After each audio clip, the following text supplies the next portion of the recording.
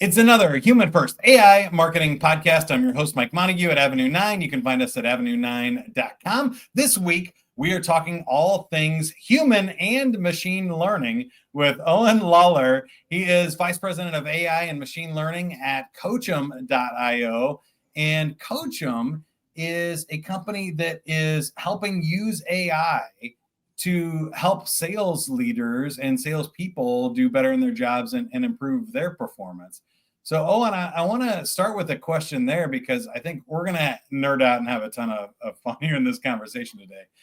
But there are two paths here, which is teaching AI how to be salespeople and creating digital avatars and voice models that can pretend to do a sales call on behalf of your company. And then there's also ways to use AI and role play and instruction and coaching and pattern analysis to make the human seller better, more efficient, and more engaging. You guys are taking the latter approach, but why do you think that maybe, companies should think about investing more in their humans than trying to replace them with AI as we sit here in 2025? Mike, that's a great question, and thanks for the invite to the podcast. I'm really very happy that we have a chance to talk about this subject. I've been very much aligned with the idea behind making the humans run with the machines as opposed to the machines taking over and running everything.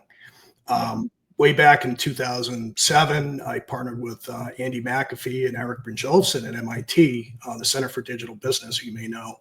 And they wrote a book called Race Against the Machine. Mm-hmm.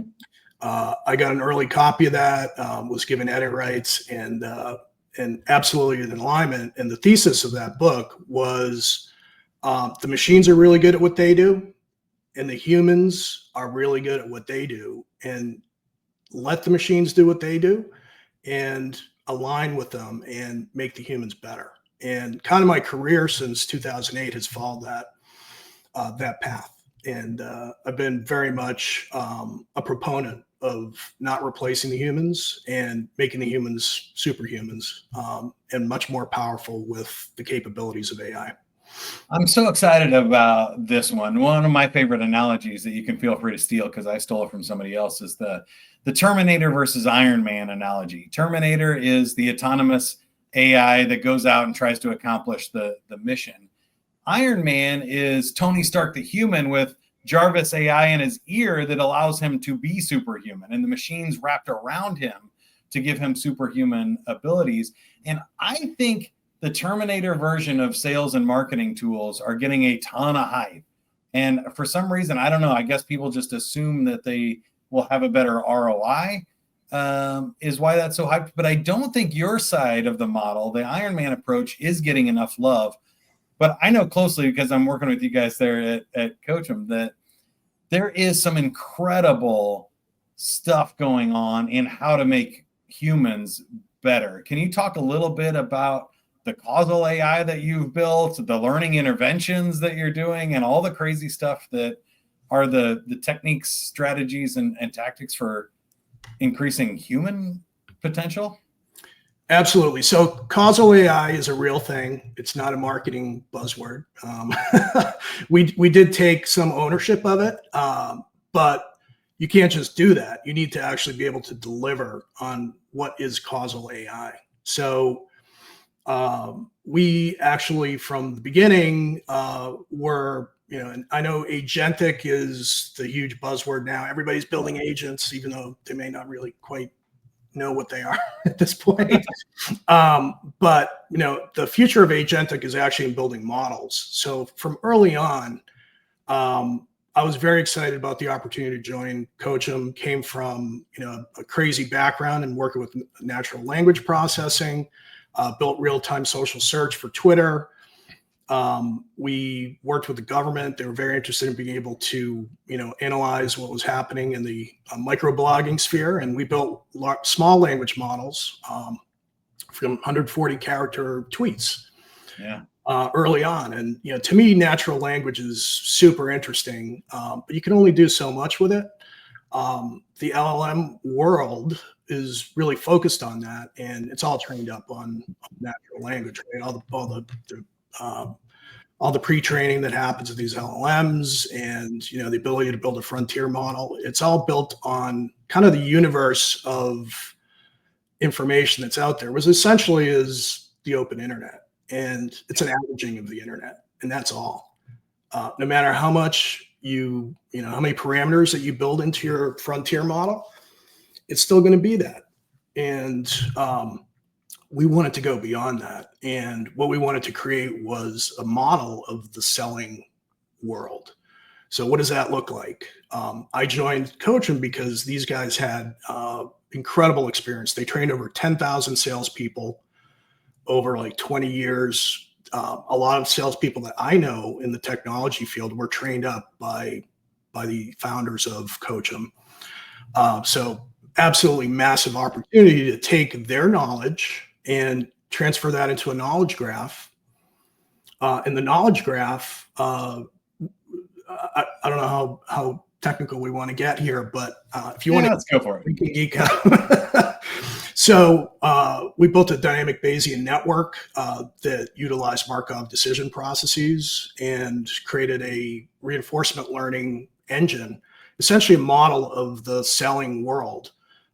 What that looks like was based on the 30 years and tens of thousands of people trained and a deep knowledge of analytics and metrics revolving around sales.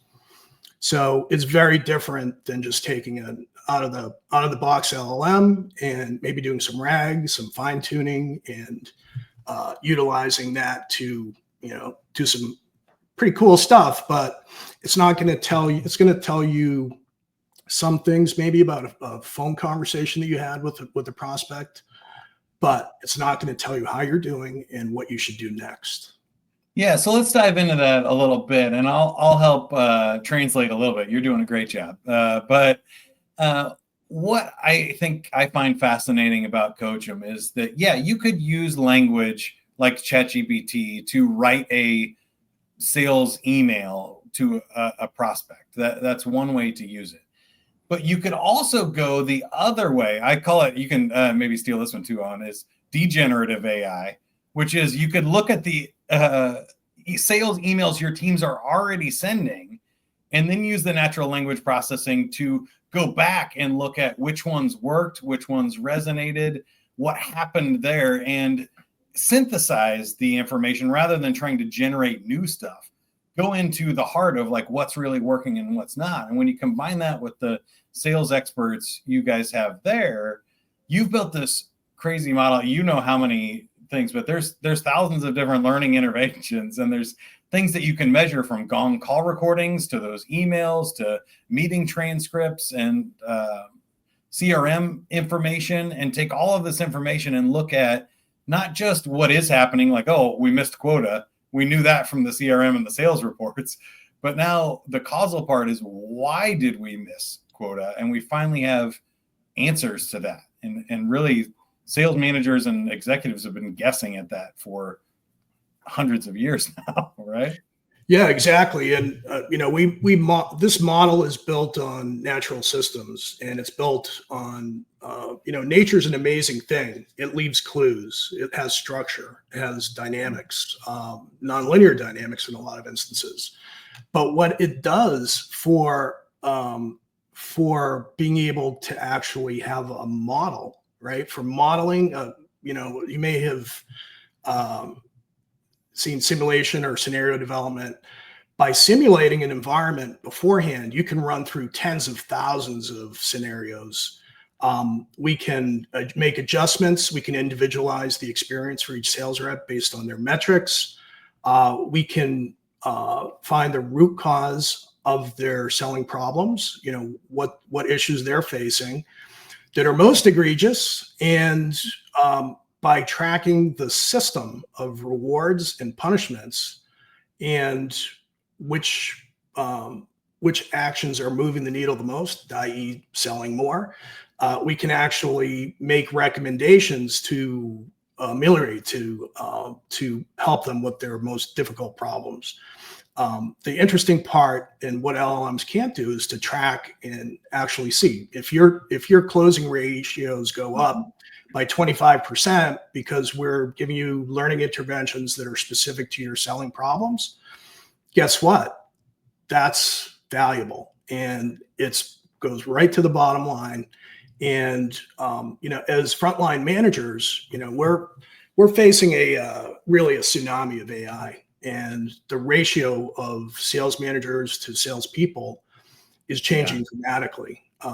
We heard of one very large company, EMC Dell, or Dell EMC as it may be. They went from like 9 or 10 reps per frontline manager to 25. So these managers are hurting. They need tools, but they have too many tools. So they need tools to manage the tools. And, the ability to understand where I am right now and what I should do next to help my reps is absolutely essential, because reps now, you can no longer be mediocre as a sales rep. You're going to get wiped out in this, as the selling environment becomes more challenging. It's not going to be possible to be mediocre in this environment. You have to leverage all the tools at your disposal and become a super rep and have the ability to identify if you have any weak spots and how to improve those as quickly as possible. And it's going to be let's take this into like 3 different areas. I think we've done a great job so far talking about like the machine learning is good enough now to identify what these problems are. You have enough data, you've been able to crunch it, verify it. Like the machine on the back end works. I love what you said here about the second problem is, how do we get the sales managers and the salespeople this information in a way that is helpful, right? Everybody has a million dashboards. People, I think it was something like above 90% of Gong call recordings are not reviewed by a manager. 95%. Yeah. So ridiculous. Well, okay, we have that information, but now that's not helping us get better. And so I love what you're saying of, okay, we need AI to look at all of this information and make some suggestions. We know what everybody's outcomes want. They want more deals, bigger deals, and faster deals.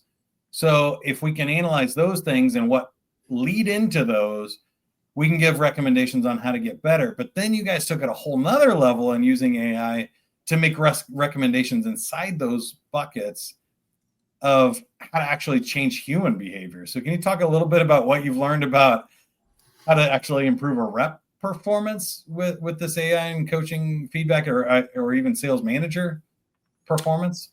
Yeah. So, obviously the sales manager is the catalyst to change behaviors and improve behavior. You may get a rep that's very highly motivated on their own, and they just want to learn and continuously learn. That's going to be the average rep in the future, right? The actual data that they need is, how do I fix these problems? And they don't need more data. They don't need more metrics. They need a few things that they can work on right now that, if you look at it as a rep, I'm not converting enough. I'm not getting enough referrals.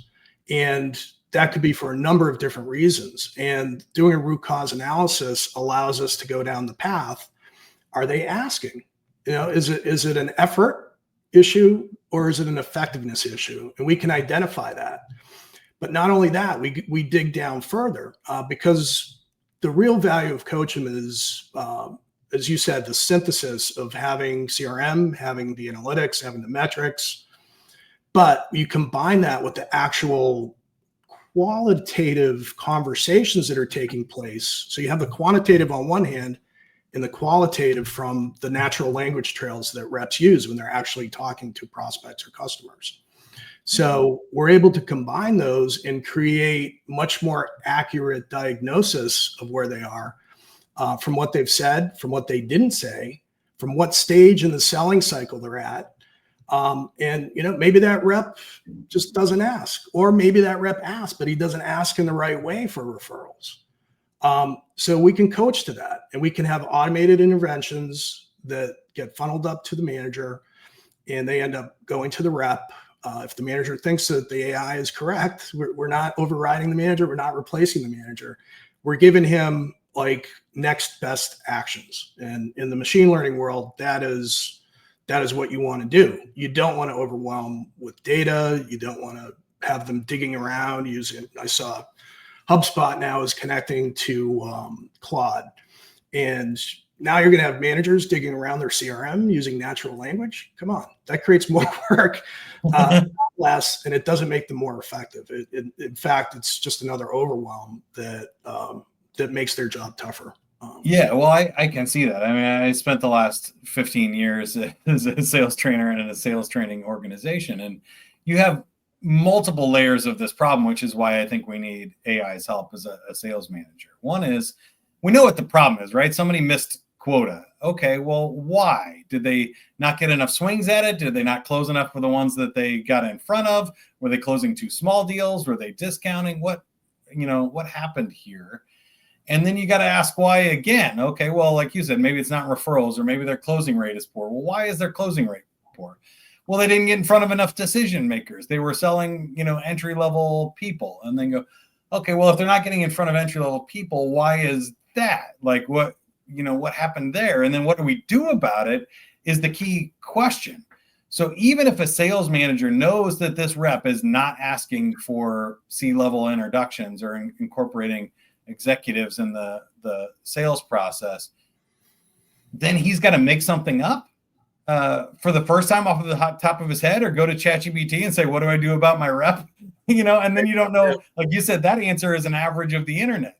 Right. And most salespeople, 53% of salespeople are missing quota. So if you take the average recommendation, you're going to get a bad one to miss quota again. So you guys have gone even further into, well, there's different types of learning then. If we know this person needs to ask for executives to be involved in higher stakeholders, do they not believe that's the right thing to do? Do they not know how to ask? Is there some sort of behavioral issue or technique, or is it a strategy problem? There's a lot of different things. And then they got the human learning side of things. So I know I'm going deep on this one, Owen, but good. I love that I've thought about this so much, because it was my life for the last 15 years. That the problem then even is we got different learning styles. Some people are like, well, I'm not going to read. I got a book that'll solve your problem. It's 200 pages. It's back here on my shelf. And they go, won't read it. I got a podcast. I don't listen to podcasts. I got a video. What you need is a script or an infographic or whatever. They still don't do it, even if you tell them exactly what to say and how to do it. So you guys have partnered with Hyperbound to use AI robots practice these, which is amazing. But there's also just so many other learning interventions that I think I would love to hear your side of. How do we actually get a rep to do it, even once we use AI to diagnose all these people? Right. That's right. Yeah. Changing behavior is hard. We actually had behavioral specialists who we consulted with very early on, PhD types, academic types, for how you actually get that done. And what we saw was that, there were tools to be able to do this. It actually came from the ADL, the Army Defense Labs. Called XAPI. And in the ed tech world that I did come from, the K-12 world, much prior, before my cybersecurity at CompTIA, we found that you want to make sure that they actually took the recommendations, did something with them before you measure them at all. You need to know, did they, were they assigned the proper intervention? Did they do it? Did they go see that video? Did they read that PDF? Did they take that micro learning course or not? And keeping metrics and analytics on actual activity levels give you very early warnings about effort versus what we all consider maybe to be most people's problem, which is efficacy. The ability to actually be good at their craft and to increase their ratios. So those are two very different problems. Do I have a rep with the motivation issue, or do I have one that just has trouble learning or doesn't know what or how to learn to improve and to be able to, to close more deals, like you said, more bigger, faster deals.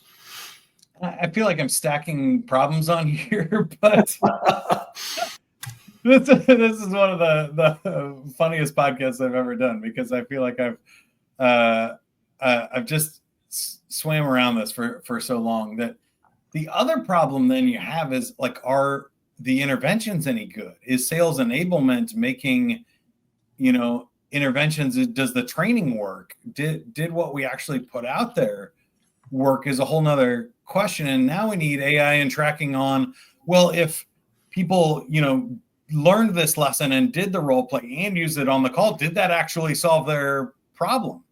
Right? Did they actually improve results afterwards? So you have to get historical data and track things going forward in order to know if any of this is working, right? There's a lot of math that goes into, did the intervention work? And it's kind of crazy stuff, but the only way to do it is if you have a statistical model that's based in actual data. You've got, your priors from your dynamic Bayesian network. You've got the ability to follow the mathematics of how did the problem change after that recommendation was made. And it's a big problem in reinforcement learning. It's called deferred reward. And there's ways to solve that problem and to track and trace what happened there. Previously in a previous life, in the K-12 industry, I banged my head against the wall, trying to change that industry. And, we built Metacog to be able to change the assessment world so that kids weren't relying on multiple choice tests to be able to learn and regurgitate knowledge. And kind of the same thing here with reps. We want to test actual skills display, a display of skills. And we want to do it in a rigorous way that's repeatable and reliable. This is psychometrician speak in the assessment world, right? So how do you do that reliably and do it with academic rigor? And there's a lot of math behind it that we built, but you need to have that model. You need to have the structure of the selling environment and to be able to monitor the optimization of next actions and what those actions actually move the needle on. So very specifically, it gives a tool to sales organizations to be able to do the best possible thing to improve their bottom line on a continuous basis, where they don't have more work, it's less work, and they're just pointed the way forward. So I guess that gets back to, there's your Iron Man suit for the frontline manager and sales reps. Yeah, I think so too. Now, before I let you go, I want to change gears a little bit here, because I think I want you to put on your machine learning and predictive analytics hat and take us into the future here, because I'm a little worried. I think there is some sort of event horizon I can't see past with, AGI or super intelligence. But how do you think the sales profession shakes out in the next, 5 to 7 years as more reps or tasks get automated for bad reps or inbound calls and stuff? And then these sales managers' spans of control, like you said, if they went from 9 to 12 reps to 25 in the last year, reporting them, what does it look like? How does it play out? Do people circle back? Do you have one manager managing 100? How many? The ground is definitely shifting under the seller world, right? And sales was already getting tougher before AI hit. The economy was kind of flipping from hot to cold anyway. And that easy money of the low-lying fruit is not coming back for a generation. There's no question. Mm-hmm. Excellence is no longer going to be optional. You've got the price of admission is you have to be excellent. As a human, we're doing specific human interactions that are complex. You've got multiple stakeholders. That will never be replaced by AI. It just won't. And, the ability for somebody to listen and to actually identify your problems, connect them with your business, and show you a solution out of that problem is unique to humans. We may have AGI that comes and changes a lot, and it may happen sooner than later. I'm Demis Hassabis thinks it's 5 years away. Yeah. But AGI will not replace that human to human interaction for complex relationships. It just can't. But the sales rep needs to get out of that kind of comfort level of mediocrity. And, CROs are going to cut. There's no question. They're not going to cut because of AI, but they'll use that as an excuse. Reps are going to have to become expert sellers, and they have to commit to mastery of their craft. If they don't do that, they're going to be looking for jobs that pay a lot less. I can tell you that right now. But I don't think you really have to fear the washout that is, we're going to eliminate the humans. It's just not going to happen. You're not going to have machines selling to machines, and especially in an enterprise type environment. Yeah, I don't think, some of those predictions are still overhyped, and I wonder how fast it's going to happen, though. I think the thing that worries me the most is how fast this is happening, and it continues to speed up. That we really need to do everything we can to support the sales team enablement, but also the managers and the executive enablement to make good decisions and to learn faster. And that's one of the reasons I love the CoachEm tool is learning is going to be the toughest challenge. We thought sales was the hard part. Learning what you need to learn to be in sales is going to be the hard part going forward, I think. Well, you've been in the tech world, and rapid application development is, with now the AI IDs like Windsurf or Cursor, among the many that are out there now. And rapid application development means something very different now than it did, 5 years ago or 10 years ago. So the same thing is going to happen in the equivalent sales world, where you've got to adopt the tools. You've got to become really good at AI. And, the famous saying that you're not going to get replaced by AI, you're going to get replaced by people that use AI. So you've got to really learn on a continuous basis, whatever it takes to stay ahead of the curve, because that tsunami is here, and you better swim like hell to get away from it. So to get ahead of it, I should say. But I think that's really what this has created, is people who are going to be dedicated to continuous lifelong learning are the ones that will win and succeed, and the ones that actually put it in practice. So I love your take on this. As somebody that's an AI and machine learning expert, you've been in the industry for a long time. What do you think the world looks like within our lifetimes, 30 years from now? What sci-fi movie do you think we end up in? Yeah, if I knew 6 months from now, I'd be pretty happy.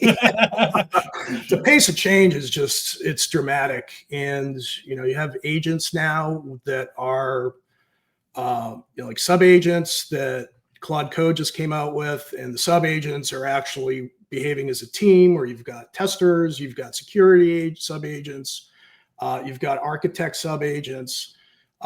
Pretty soon with AGI and really with artificial superintelligence, you're going to have systems and architects that can actually model new types of AI. So I know DeepMind has just written a paper on this subject, but it's going to advance dramatically. In 30 years, you're going to have AI making better AI, and being able, and the things that AI is not good at now: creativity, orchestration, the ability to have empathy and to understand, the human condition. Those things, who knows? In 30 years, that may be possible. Those may be solved. AGI is it's right around the corner. That to me, you have an ideal vision. Which sci-fi movie would you like to end up in, or how would you describe your sci-fi movie? I'd say WALL-E.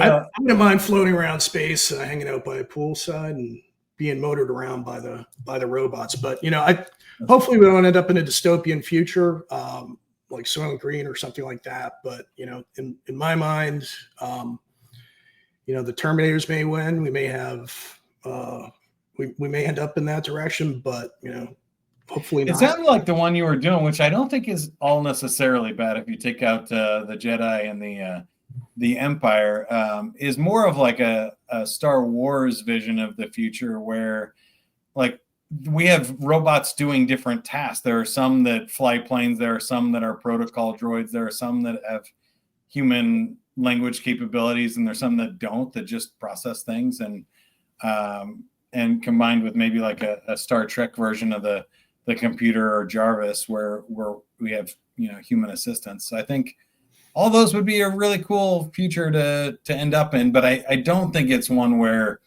humans are completely irrelevant, or there's probably some just problems that AI can't solve about being alive, and the human nature and the nature of life on this planet.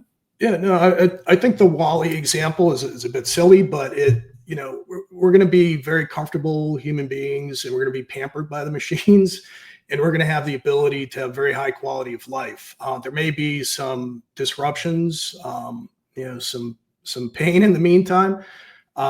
There's going to be some displacement, but those who can adapt, I do love that vision, the Star Trek, where we have all the assisting droids and are able to do the work that we don't want to do, and we can focus on the work that we're good at, that we like, and that we want to continue doing. So that's a great vision.